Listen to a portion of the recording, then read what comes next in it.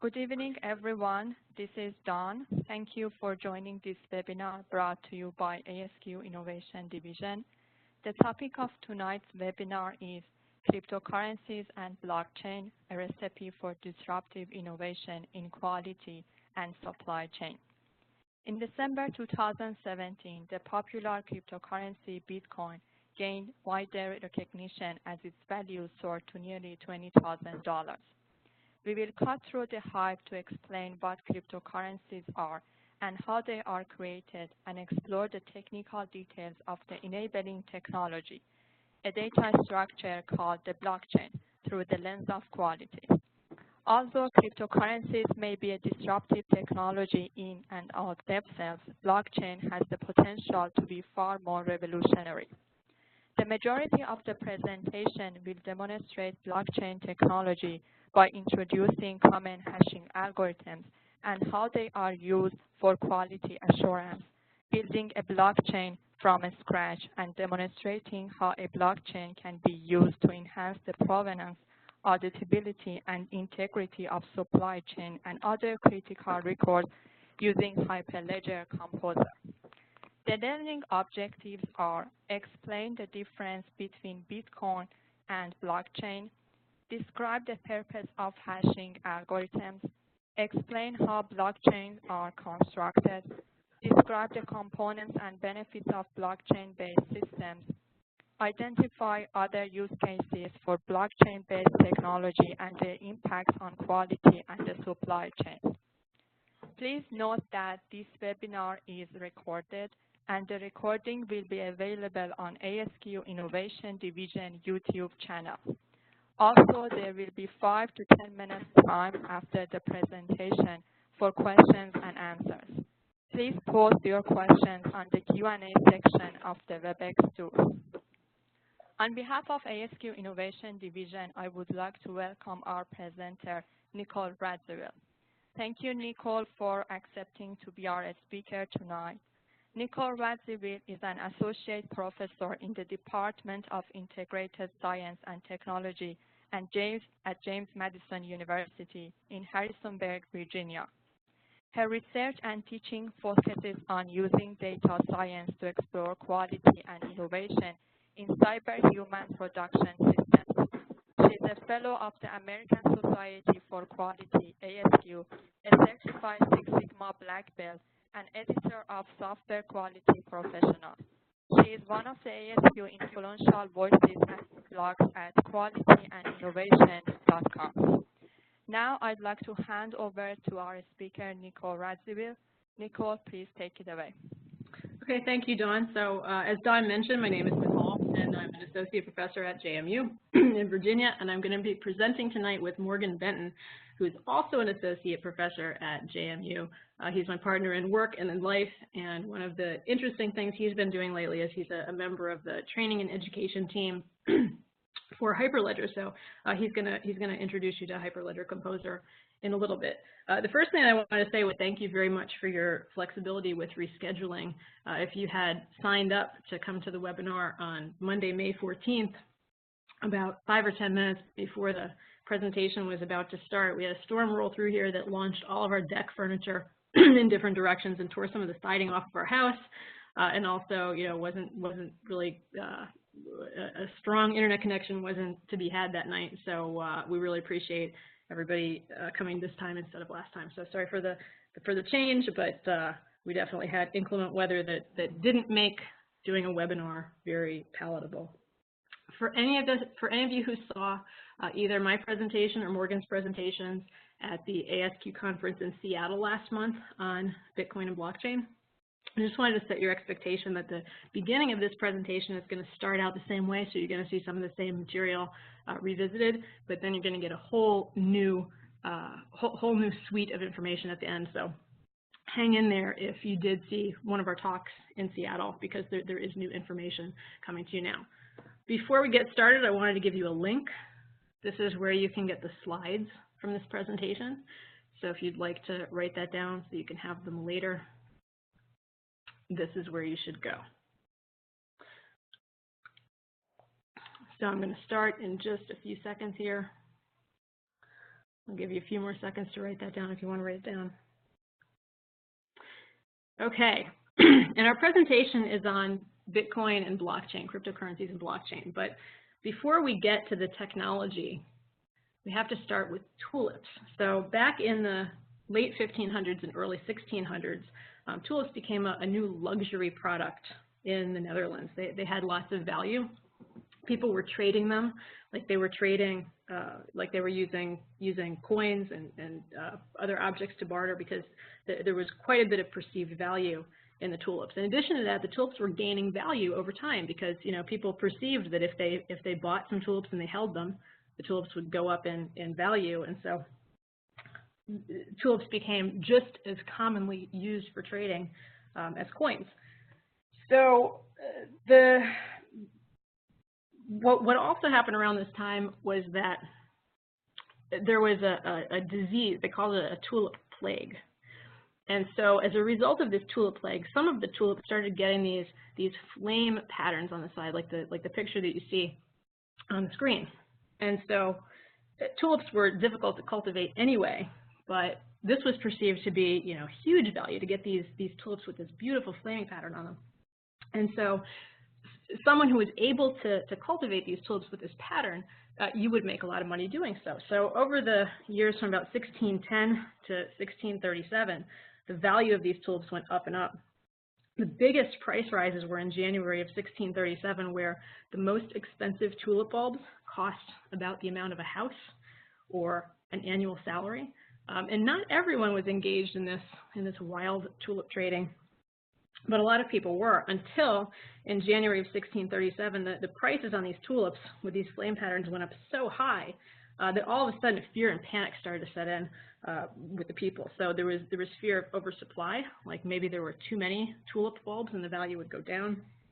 There was a fear that tulip bulbs as a currency would be unsustainable, and most significantly, there was social fear that this was leading to changes in the distribution of wealth. And so as a result, the tulip craze, the Dutch tulip craze, ended up with many people losing all of their assets because the values of the tulips dropped so suddenly. So the reason why this is germane to Bitcoin is because we kind of saw the same thing happen back in December of 2017, January of 2018.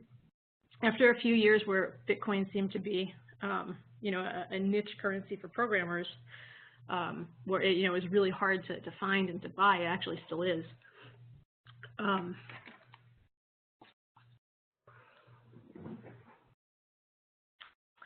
Sorry, I just lost my train of thought. All of a sudden, around November of 2017 and December of 2017, can you pick up for me? Sure. In late 2017, the price of Bitcoin began to rise very, very quickly, going up to almost $20,000 at its peak, and then immediately collapsed after it. And this is what economists refer to as a bubble, and we've seen bubbles frequently over the last 20, 30 years or so, or actually throughout history. The dot-com boom in the late 90s is a good example. The housing bubble that happened in the aughts, and the Bitcoin bubble is the most recent one.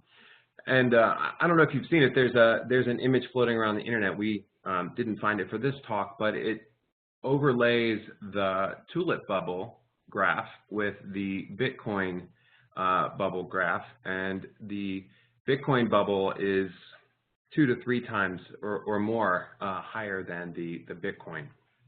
I mean, than the tulip bubble. So the tulip bubble was the first recorded bubble in history, according to economists. But this is you know, leading us to you know, examine what's behind these cryptocurrencies, what's behind Bitcoin, what's behind these new technologies that are beginning to spread today. And quite a bit of the excitement was because, back in November and December, we were hearing stories in the news about Bitcoin millionaires, young programmers in their early 20s who had invested a few $100s in Bitcoin right after it had started, and then all of a sudden they were, cashing out and driving their fancy cars. And, the thought of becoming a Bitcoin millionaire is certainly something that attracted lots of people and caused this bubble that we saw. Well, since the beginning of the year, it's calmed down quite a bit. This image that I have here is from the end of April when the Bitcoin price was at $8,800. Now it's about $1,000 less. It's at $7,700 as of today. So the reason why Bitcoin is such an interesting technological development is because it's based on the foundational technology that it's based on is called the blockchain. And so what the blockchain helps us perform are transactions of either assets or information, and it helps us track those transactions in a way that the ledger where the transactions are captured is publicly available. At least in the case of the Bitcoin blockchain, those transactions are publicly available, and all of the copies of that blockchain are held with all of the individuals who participate in this asset transaction. So as a result, it becomes very, very difficult to forge transactions or to cheat. And you'll hear more about this from Morgan a little bit later. But the Bitcoin blockchain and all blockchains, even though there's a few different types of blockchains that we'll talk to you about in just a minute, are all essentially the same data structure. So think about a little envelope, and you're going to put different pieces of information into that envelope. Maybe you put your name in the envelope, your address. Maybe this is for a money transaction like Bitcoin. So you say that you want to send $10 to your friend. So you put all this information in the envelope, and then you're going to seal it up. And when you seal it up, you're going to include the address or the hash from the previous envelope or the previous block, so that that link between your block and the previous block is permanently ensconced in that data structure. So by chaining these different blocks or these different envelopes of data together in a way that you contain a signature from the previous block, what you're doing is you're preventing any changes in that blockchain that aren't very, very evident. And we'll show you a little bit more about that in a bit.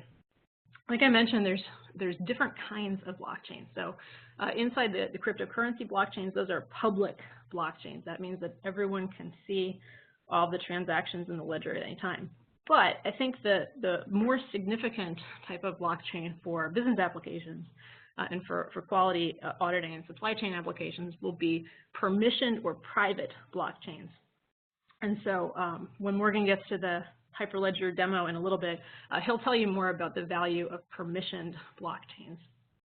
You may have also read over the past couple of weeks that because of GDPR, because of the European Union's new privacy regulations, that Bitcoin is dead and that blockchain is dead. And unfortunately, when you see those news articles that are basically saying blockchain is dead, what they're failing to recognize is that there are those two types of blockchains, the permissioned and the permissionless. And they're only taking a look at the permissionless blockchain, because when you engage in transactions, Bitcoin transactions, and your transactions are recorded in that ledger, by definition, everyone can see them.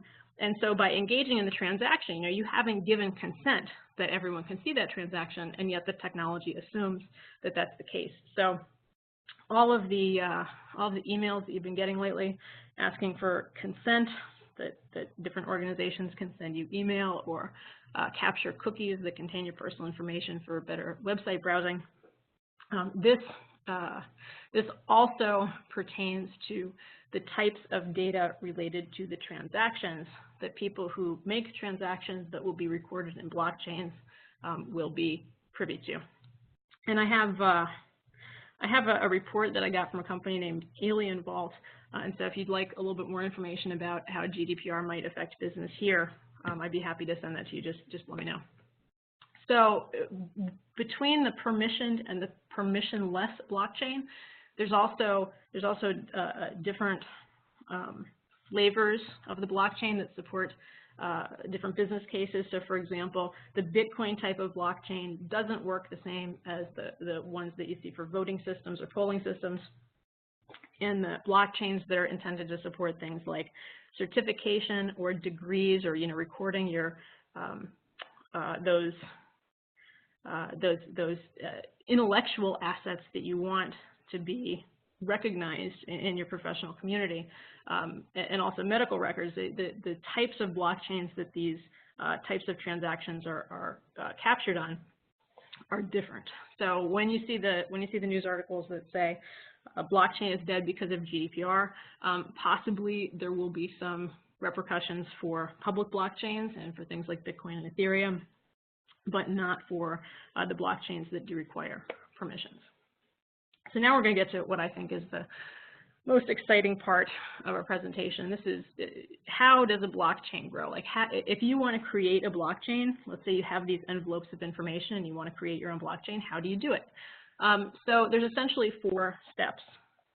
If you want to start from scratch and create your own blockchain, the first thing you have to do is create what they call a genesis block. You only have to do it the first time. It's basically just a starting point for your blockchain. The second thing that you do is you gather some data about a transaction. This is the data that you put into your envelope, your block. And once you have that data, you want to hash the block, which basically boils down all of the information, all of the objects in your envelope. It boils them all down into one very specific signature that uniquely characterizes the information and the objects you have in your envelope. And then you get the information about the previous block, and you hash them all together and you add it to your blockchain. So I know this language can be a little bit confusing, so we're going to show you exactly how this works right now. This is going to rely upon a little bit of knowledge of hashing. What you need to remember is that it's the process, hashing is the process that takes an object or a sequence of information and it converts it to letters and numbers. So you can hash pretty much any object. And at the end of the hashing process, you're going to have a string of letters and numbers. Now, unlike encryption, where you can go backwards with a key and recreate the original object, like if you have emails, encrypted emails, you can go back and get the original content of the email. But in the case of hashing, you can't take this unique sequence of letters and numbers and get the original object. So you'll see what that means in just a second. There's lots of different types of hashing algorithms. They all produce sequences of letters and numbers that are either shorter or longer. And when cryptographers are developing these hashing algorithms, one of their goals is it's something called minimize collisions. Basically what that means is that if you have 2 completely different objects, what's the chance of your hash for those 2 completely different objects coming out the same? If they do come out the same, that's called a collision. So for a good hashing algorithm, we'll minimize the number of times that 2 completely unique objects will generate the same hash. All right, so the next few slides are going to show you some examples, and this is from the R programming language. So if any of you use R, you can actually do this yourself. This is from the digest package. So before this will work, if you're an R programmer, be sure to install .packages digest, and then this will work for you. So what we're doing here is we're creating a phrase. And so we have a variable called phrase. And inside that variable, we're just going to store a phrase. Here is my password. So what we want to do here is we want to hash that password. Let's assume this was your password and see what happens. So there's 3 different hashing algorithms that we show you here. The first one is CRC32, the second one is Murmur32, and the third one is MD5. So what you'll notice here is that when you hash this phrase that contains here is my password, that CRC32 and Murmur32 produce very, very short strings of letters and numbers. But MD5 produces a very long string of letters and numbers. So the longer the string of letters and numbers, the less likely it is that you're going to run into those collisions. In fact, for a lot of websites that you use, for a lot of the systems that you use, they don't actually store your password as you know it. What they do is they store a hash of your password. And then when you enter your password, they hash that incoming password, and then they check to make sure that these unique sequences of letters and numbers match up. They don't actually ever know your password, and they can't reproduce it. So it adds a little bit of a security layer for you. So the most commonly used hashing algorithm for blockchains and cryptocurrencies is SHA-256. And what you'll see here is that if you use the SHA-256 hashing algorithm on the same phrase, you come out with really long sequences of letters and numbers. There's also a hashing algorithm called SHA-512, which produces even longer sequences, but they've standardized on SHA-256, probably for manageability. You can hash anything. So one of the things that I did was there's a package in R called Gutenberg R, and it contains the full text of lots and lots of different books that are in the public domain. So this first line of code here, what it does is it goes to the Gutenberg project, and it downloads the entire contents of Plato's Republic, which you can then digest using the SHA-256 hashing algorithm, and you come up with a unique sequence of letters and numbers that tells you this is Plato's Republic. So you can imagine a case where somebody sends you a file. It's the entire text of the Republic, but you don't want to read through every page. You don't want to check for every comma or colon. You just want to know if it's the same book. You could hash that copy of the book and compare it to this result from the SHA-256 hashing algorithm. And if they agree, then you know you got the entire copy of Plato's Republic in exactly the form that you expected. So here's the fun part. This is our cat. You can also hash your cat. I mean, not like your physical cat. This is an image of your cat. You can hash images. So if using the SHA-256 hashing algorithm, we can take an image of our cat and hash it, and we get this nice, unique sequence of letters and numbers. So you may be asking yourself right now, well, where's the practical value of that? And here's where the practical value of that is. At least one of these pictures is different. Can you tell which one it is? We'll give you a couple minutes to see if you can figure it out. I mean, is even one different? It's kind of hard to tell. They're definitely all the same cat. It's definitely the same cat in the same room. So how can you tell if at least one of these pictures is different? Well, what you might suggest to me at this point is, let's hash the cat and see which one is different. And so indeed, if we hash the first picture and the second picture and the third picture and the fourth picture, it becomes pretty easy to see that that unique string of letters and numbers on the third picture that starts FE5, that hash is completely different than the other ones that start DCD 239. So we know picture number 3 is different. If we go back to the picture and you look at picture number 3, I'd like you to focus just to the right of the cat's head on the cutting board that's on the wicker stand there. There's a white pixel on top of the cutting board. So the only difference between picture number 3 and pictures 1, 2, and 4 is that single white pixel. But through hashing, even though it's kind of hard to see that that single white pixel is the only difference, we can tell picture number 3 is different. And so that's the value of hashing in the context of a blockchain. When you have small changes in an object, like 1 pixel in an image that's changed, that'll yield a large change in a hash. A large change in a hash will break a blockchain. And so what this means is that even tiny, tiny changes, tiny alterations to the information that you store in a blockchain are amplified by the fact that they're included in this blockchain. So as a result of that, some of the things that the blockchain technology provides are a record of peer-to-peer transactions, whether you're transacting assets or data, that's immutable. You can't change it, because if you did change it, it would get loud and tell you something went wrong. Even tiny, tiny changes result in very large amplified changes to those hashes. Secondly, because blockchains enable participants in the blockchain to keep a record of the ledger, a record of the transactions, it provides you relief from a central authority. So the participants in a blockchain are the ones that are the arbiters of the transactions. Similarly, all of the participants in a blockchain have access to the record keeping, and it's nearly instantaneous. So that provides an added transparency. In some of the private blockchains, you have private channels that you can put in place to protect data privacy. And then one of the visions for blockchain-based technologies is that they're immediately auditable, meaning that instead of having to go back and check and make sure everything happened the way that you thought it did, that record is immediately available to you, and you can check it against your audit checklists so that your blockchain tells you if you're violating the requirements for an audit. So you may be thinking about now, well, do I have any systems that I should start thinking about implementing blockchain-based systems? And in 90% of the cases, the answer is no. So if you're getting really excited and you really want to implement a blockchain, the first question that you should ask yourself is, can I get what I need out of just a plain old database? And in 90% of the cases, the answer is absolutely yes. So, don't implement blockchains where you don't need them, where a database will do.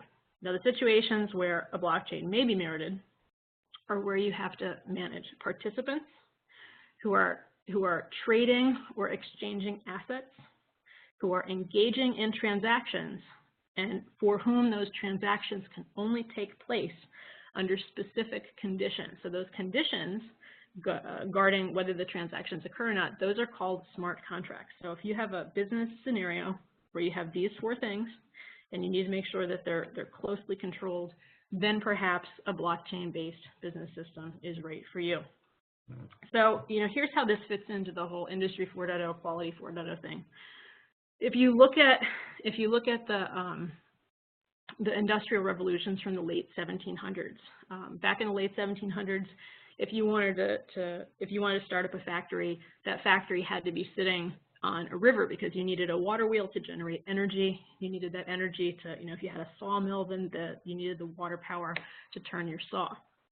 But once there were steam engines that could, you could power those engines through steam power, then you were no longer required to sit your production facility on a river. In the late 1800s, what happened was the invention of electricity made it possible to not only power those engines in a different way, but to power them using a different kind of fuel. Also, because we had electric light, that became the development of the electrical grid happened at that time. So now, in addition to having new ways to power your equipment, you also had electrical light, so you could have people working in your factories 24 hours a day. You were no longer limited to the daily cycle. In 1969, there was another industrial revolution that took place. Most people say it was computing, but it was one very specific aspect of computing. It was the introduction of the PLC, the Programmable Logic Controller. And so this one tiny invention between 1969 and 1972, it became the powerhouse for most production facilities, because now all of a sudden you didn't have to have a human making decisions at every single spot in your production facility. You could implement these PLCs that could then execute the decisions that were the most common decisions for your production line. So today we're at another cusp. We're at another cusp of an industrial revolution. The difference now is that we have hyper-connected systems, we have high degrees of automation, and within those hyper-connected, highly automated systems, we're starting to see the application of intelligent technologies where the algorithms can make decisions on our behalf. And so in order for those algorithms to make good decisions on our behalf, they need good data. They need to make sure that the data they are consuming to make the decisions that they're making are very, very high quality. And so one of the things that blockchain can provide for us is it can ensure a very high level of quality for data that's related to assets and transactions. So if you think in terms of those transactions, it doesn't just have to be physical assets and like an asset management system, but it can also be transactions of information. So if you imagine a factory where you have Internet of Things devices all over your factory, and they're all trading information with each other so that they can make decisions collectively, like if you have a fleet of industrial robots, if something goes wrong, particularly if there's a safety concern, if someone gets hurt or gets killed, you're going to want to go back and you're going to want to see exactly what those participants in your industrial fleet, what kinds of information they were exchanging with each other. And if that information is stored, if the transactions of that information are stored on a blockchain, you'll have a much better chance of finding out what went on and getting the root cause. So several different types of scenarios where this is well suited for. Obviously, supply chain management, where you need to track where objects, products are moving to as they go from the producer through the distribution channels into the end customer. Quality assurance based on smart contracts. You know, right now there's a limited amount of visibility that you get when, you know, into the supply chain. And so blockchain-based systems can help improve that. They can support peer-to-peer exchanges, things like energy markets.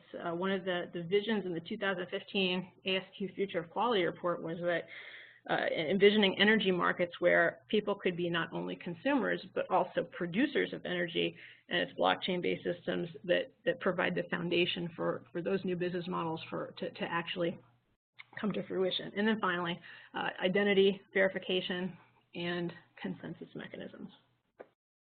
I was at a conference about a month and a half ago, and there were lots of auditors in the room. One of the questions that they had was, well, are we going to be out of a job? You know, if you have immediate auditability and if you have, you know, transparency of the records and, you know, nobody can violate the integrity of those records, and like, what are we going to do? So fortunately, if there's any auditors out there, there's lots of things you can still do. I think the role of the auditor job is going to change. First of all, there's going to need to be people who monitor smart contracts to make sure that the right elements are in place and that those elements are continuously improved as needed to meet the business objectives. There's going to be a need for blockchain architects to make sure that you know, the roles of the compliance specialists right now are probably going to blend with blockchain architecture. You need administrators to make sure that whoever is part of your blockchain network, that the right people have the right permissions to do the right things. And very significantly, auditors are going to need to become arbitrators, because regardless of the technology that's in place, contracts are still agreements between people or between organizations or other entities. And so the interpretation of those smart contracts may be something that we realize really needs, you know, human intervention and you know, can't be attributed entirely to the technology. So if you're an auditor, your job is not going to be sacrificed to robots. But it could change so that your role is more of a providing guidance and providing oversight instead of, you know, having to go in and do, you know, the types of audits that you're used to doing. So with that said, Morgan is going to show you Hyperledger, which is one very specific suite of products that can help you build blockchains that are integrated with your business processes. Okay, so before I get started, I want to talk a little bit about what Hyperledger is. Hyperledger is not one particular platform. It's actually a collection of different platforms. The Hyperledger project is an umbrella which sort of is shepherding all of these different products. It's being hosted by the Linux Foundation, so that it's to make sure that this is free, open source software that everyone can have access to, and people can go through the source code and make sure that it's on the up and up and everything is working the way that we expect it to. But since this is new technology, there's not yet a lot of consensus about the best way or you know, any of the best ways to accomplish it. So there are multiple projects that are being developed in parallel as people experiment and try to figure out, you know, which is the best approach to implementing blockchain into their organizations. Now, Hyperledger uses what we call a permissioned blockchain. That means that in order to participate in transactions using the Hyperledger blockchain, you have to have permission as an organization. And this is based on the recognition that, you know, most companies don't want to throw open their books to the world for the world to see. They don't want their competitors to be able to see what kinds of decisions they're making. They don't want to see people to see what kinds of deals or prices they're giving to, you know, various of their different customers. And so in order for blockchain to take hold publicly or broadly within the business world, businesses are going to demand that they have a certain amount of control over, exactly who can and cannot get access to their data. So that's what Hyperledger is. The director of the Hyperledger project is a guy named Brian Bellendorf, who you may have heard of. He's famous in the open source community. He's one of the developers of the Apache web server and the Subversion version control software. He's been on the board for the Mozilla Foundation, so he has got a great depth and credibility in the open source community for understanding how to shepherd a project like this. And there are a number of really large companies who have been contributing to and supporting development and education related to Hyperledger. If you want to really dive in depth into it, there is a free course available through edX. That's the free online MOOC, massively online open course offered by MIT. There is a free course available in Hyperledger if you'd like to dive into the real nitty-gritty and get into that. So today I want to provide you with a short overview of what we'll call it a toy blockchain system might look like. As I was mentioning, that there are a lot of companies that are involved in Hyperledger, and this is just a snapshot of those. Okay. So after this presentation is over, please feel free to go out there and Google Hyperledger Composer Playground. And that will allow you to come to the website where you can actually do the same things that we're going to be doing here in this talk. I took screenshots of all of these things because, of course, in the middle of a presentation, it's best not to rely on live demos. We want to make sure things went smoothly. So when you show up here at the Hyperledger Composer Playground website, you get welcomed by a nice welcome screen, and it says, let's blockchain. So let's do that. So the first thing that you need to do is to create a business network. And the business network is going to be comprised of all of the immediately relevant organizations and parties to a particular transaction. I'll talk about who those are for the network we're going to create. So if you go in to create a new network, I'm creating a basic sample network, and I'm going to call mine the Banana Supply Chain Network. And in this hypothetical example, we have a banana grower, let's say in Colombia or Costa Rica or someplace near the equator, and we're going to have a shipper that will be shipping those bananas from that place to another place like the United States, where you'll have, say, a grocer or someone who wants to purchase and sell those bananas. And this is obviously an overly simplified model, but hopefully it will help you wrap your brain around what this is going to be. All right, so we're going to create a basic network. They have a number of different templates that you can choose.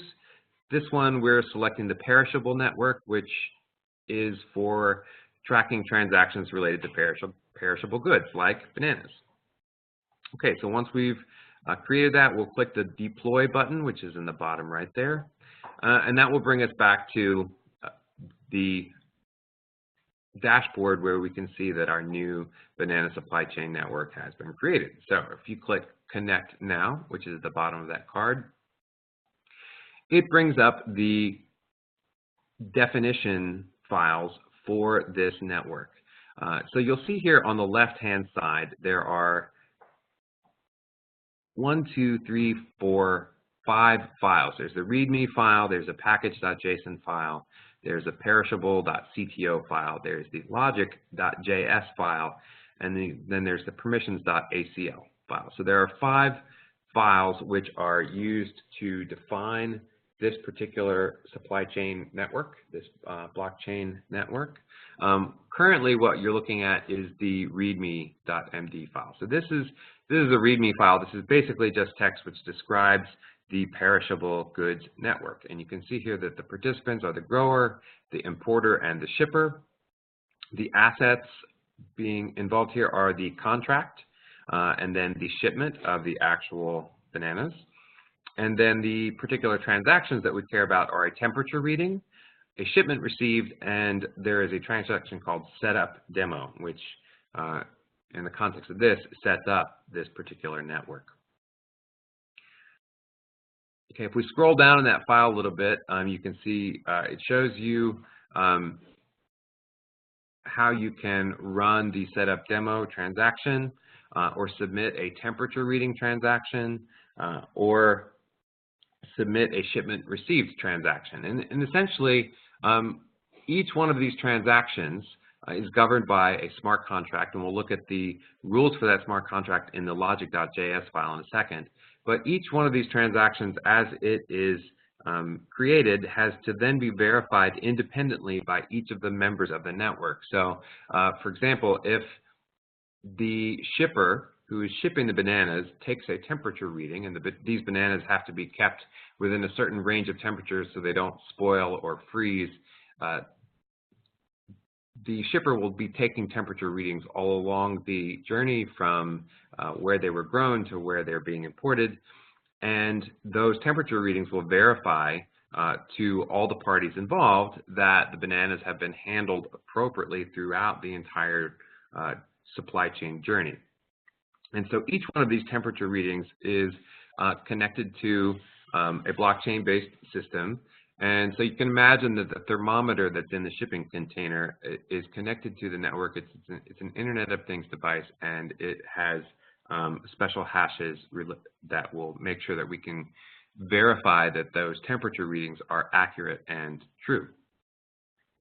And so each recording of a temperature counts as a transaction. And so every time that happens, all of the members of the network, so the shipper, the grower, and the importer would all verify, they would all endorse that transaction to say, yes, we believe that it's true, and once that happens, then it could be recorded into the blockchain, which would make it unchangeable moving forward in the future. Okay, so now we're just taking a look again at the participants. We have the grower, and you can see and submitting here a transaction to set up the demo. Now we're moving on to the model file, and this is the file that actually describes the assets and the other elements of the blockchain network. You can see here in the bottom of the dark part of the screen, you can see here there's an enumerated type called product type, and it has bananas, apples, pears. In this case, we only really care about bananas. There is a shipment status, so shipments can be created in transit or they can be arrived. There is a shipment transaction, which contains a shipment. There is a temperature reading, which contains a single variable called centigrade, which is the actual temperature. Then there is a shipment received transaction. You can see that there's not a lot of details filled in here, but if this is beginning to look like a very typical database structure with an object-oriented programming style, then you're spot on. In truth, the implementation of these elements is not going to be a whole lot different than the kind of development that you and your software developers have been engaged in for the last 20 or 30 years. It's going to feel like very familiar territory, and once we get to the end of this, I think you're going to be pleasantly surprised at how familiar it looks. Okay, so moving right along, there is a contract. Definition of a contract.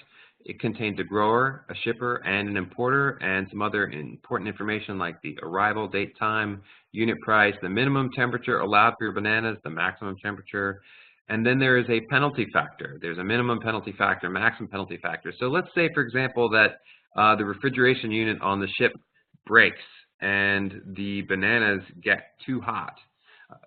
When the thermometer records that temperature going out of the range for acceptable temperatures, a penalty will automatically be applied by the smart contract. And this is something that's been agreed upon ahead of time by all the participants in the network when they set up the smart contract. And so the idea is that we don't need people to physically go and necessarily check all of these things if we trust our sensors and if we have all of our systems set up correctly. Some other elements that are going to be necessary, things like an address, the description of a business. Business is subclassed as grower, shipper, and importer. and then finally that setup demo transaction. And then you can see here is a payout function, which would handle the actual transfer of funds or assets from one of the participants to another of the participants. In this case, as the bananas have been received, then money would be automatically transferred back to the grower and to the shipper as they complete their roles in this transaction. Now, this is part of our logic file. And in this case, it's written in JavaScript. The Hyperledger projects are written in different programming languages, but they are designed to be in some of the most popular languages. So if you've got a Java shop, you'll be able to find code for your developers. If you're doing JavaScript or Python and other ones, you'll be able to find Hyperledger projects that have code in the language that your shop is comfortable with. Moving down, this is just the logic of the payment. So you can see here the application of penalty factors, final calculation of a payout that goes from the importer to the grower. Here's the function that governs the temperature reading. And at the bottom is the setup demo transaction. Okay, now we're moving on to the access control list. This is very similar to any ACL that you've ever seen in any Linux or AFS-based system. It identifies different participants and says what they are allowed to do and not allowed to do. And so in this case, they're pretty much all the same. We have the system, we have a default, we have a network admin user, but these would all be specific people, roles within the organizations that are involved in this blockchain transaction. Okay, so here is the participant registry for a particular grower, right? And you can see that they are identified by their email address, and there is some information associated with them, like their physical geographic address. In this case, they're in the United States, and their current account balance is 0. Then we've got the supermarket, which is our importer, also identified by email address. Their address is in the UK, and their account balance is 0. And then we have a shipper who's also identified by their email and whose geographic address is Panama. So we have a Panamanian shipper who's shipping bananas from the United States to the United Kingdom. Here we have a contract, and again, these contracts are just specified as JSON text. It's got a contract ID. It specifies the IDs for the grower, the shipper, the importer. It has a specified arrival time and a unit price for the bananas, as well as the minimum and maximum temperatures in centigrade, and also the minimum and maximum penalty factors to be applied in the event that the terms of the smart contract are violated. Finally, we have a record here for a shipment, and this is a shipment for 5,000 bananas. The current status of this one is labeled as in transit, and it has a shipment ID, and it also has a link to the smart contract that governs this transaction. So we can create a new shipment. In this toy system, you can create a new shipment. You can specify the number of bananas that are being shipped. You can also specify things like unit count and temperatures, and you can create temperature readings just to play with it and see what it's like. But as we get to the end of this demo, one of the things you may be wondering is, well, wait a second, like, where is the blockchain? How is this system different than any supply chain system that we've ever interacted with? And this is kind of one of the beautiful things about Hyperledger, is that the blockchain is baked into the system almost transparently to the developers and to the end users. For each one of these transactions, as it is verified by all of the participants in the system, it gets added to the ongoing ledger, which is keeping track of all the transactions in a way that if anybody tried to go back in time and alter, say the number of bananas, or try to fudge the temperature numbers that the thermometer, from a thermometer that was broken, or maybe, the shipper doesn't want to get in trouble or pay a penalty because the temperature got out of the acceptable range, that would be almost impossible because the blockchain prevents anyone from tampering with the transaction record after it's been written. And the technology that verifies that is the hashing technology that Nicole described to you earlier. I should point out that hashing technology is not new. The cryptographic hashing algorithms have been around since the 1970s. And so this is very, very well-worn technology. It's very well-researched, very much trusted. It's just taken a long time for us to get the internet in place and have global networks in place that allow us to use this hashing technology in a new way that enables blockchain to exist. And so you can see here, finally, the list of transactions as they happen. And if you dig down into them, you can see the actual hashes for each transaction as it happens.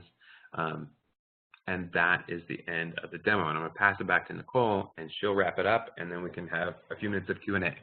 So there's only two things that I wanted to mention before we close. One of them is one of the questions that I've received is in presentations in the past is, should we really put all of our eggs in the Hyperledger basket? I mean, at this point, there's about 20 different blockchain frameworks that you can use, that you can consider to adopt for your business if you want to implement blockchains. And my answer to that is, I think it's a good move, mainly because Hyperledger is a consortium of over 100 different large organizations who are all committed to integrating blockchain into their business processes in the transparent way that Morgan just described to you. So, 100 large companies have already said, this is what we want to invest in, this is what we want to use. And so, because one of their priorities was to build a system that integrates transparently with established business processes and established ERP and CRM systems, I think it has a lot of promise for continued viability in the future. The second thing that I wanted to mention was that just a few days ago, June 1st, Morgan and I had an article come out in Software Quality Professional on blockchain in supply chain. So please email us if you'd like a copy, or if you're a subscriber to SQP, you can get it there. But that might also go into some additional depth that we might not have been able to cover in this presentation. So thank you very much.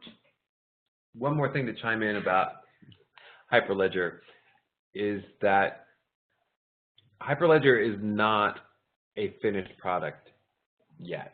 They are still very much under development. And if you're asking the question, well, what should we be doing right now? I think now is a time for playing around with the technology. I would start by picking a very small, unimportant system within your organization and seeing if you can incorporate blockchain into that. And once you've developed some experience with it and some confidence, then you can become more ambitious. Eventually, this will become the way that organizations interact. We feel pretty confident about that. Just this past week, I had an email with an organization, and one of the projects that they've decided to do for their initial blockchain implementation was to track internal training. So all of the internal corporate training that they put their employees through and the onboarding training, they want to make sure that they capture that in a way that there's a really good inviolable ledger of who went to what training and when. So it's things like that, processes that are important to your business but maybe not mission critical, or where maybe you could tolerate some downtime or errors in the beginning that'll help your organization learn more about these kinds of processes and how to implement them. So that brings us to the end, Dawn. Thank you very much again to both of you for your presentation. There is 5 to 10 minutes time for questions and answers. You can post your questions in the Q&A section of the WebEx tool.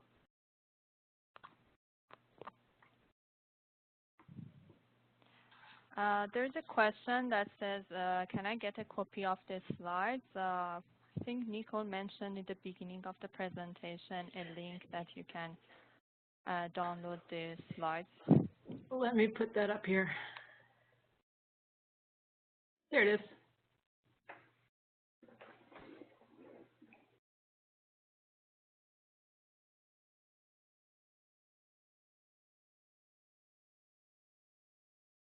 Also, I should remind you that you can find the recording of this webinar on ASQ Innovation Division YouTube channel.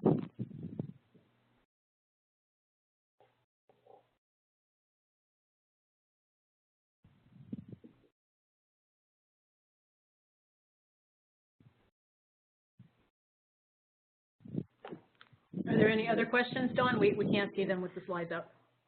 No, actually, there hasn't been any questions that posted. You can post your questions in the Q&A section of the WebEx tool, if there is any.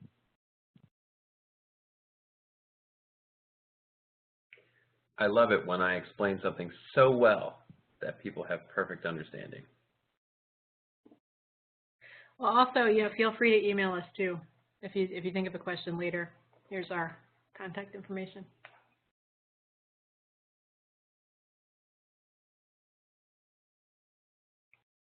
All right, if there is no questions to ask, there is a question that has been posted. What industries will use blockchain first?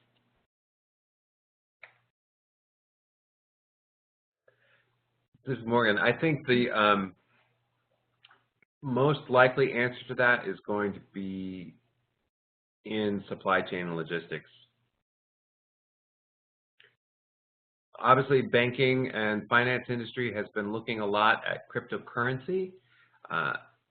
One of the things we didn't say today, but if you're looking out at things like Bitcoin and Ethereum and any of the other, over thousands of cryptocurrencies that have, come out on the market today, we don't recommend that you invest a lot of money. We basically Vegas money, if you're from the U.S. and know about Las Vegas, don't invest more than you can afford to lose at this point, because there is so much volatility, so much change in the environment that there's no real good strategy or way to predict which way any particular cryptocurrency is going. That being said, banking and finance are very much looking at these things, but I think that the most immediate gains are going to be realized by supply chain logistics type of operations. Particularly for international shipping.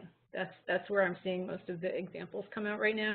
The other place that I'm seeing more examples pop up is in pharmaceuticals.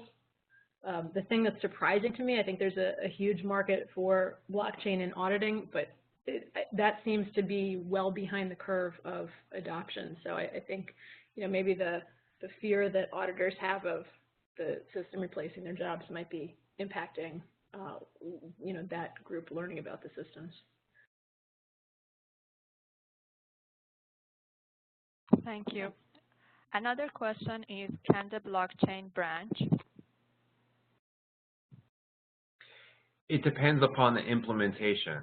So, for example, if you held any Bitcoin about 3 or 4 months ago, there was a fork of the Bitcoin blockchain and divided up into the Bitcoin that everyone had been trading before and something called Bitcoin Cash. Essentially, each blockchain is described by the software that is used to implement it. And since there are so many different ways to implement blockchain right now, some of them can fork, some of them can branch, and others can't. It just depends upon how each one was implemented.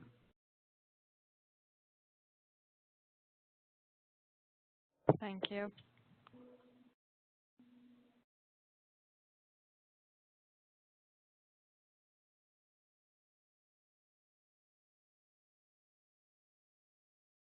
So a question from my side, how does this hashing algorithms work, like for hashing the images?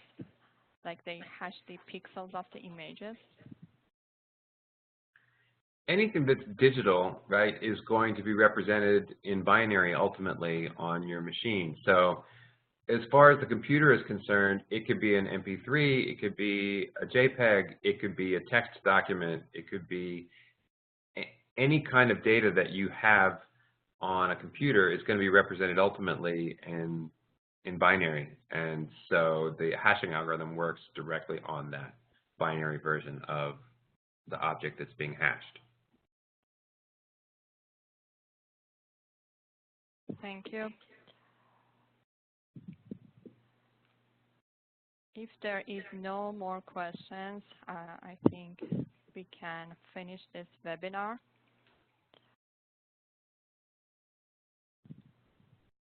All right. Thank you all again for joining this webinar, and thank you, Nicole and Morgan, for your presentation. Have a good night. Thanks, Thank Dawn. you.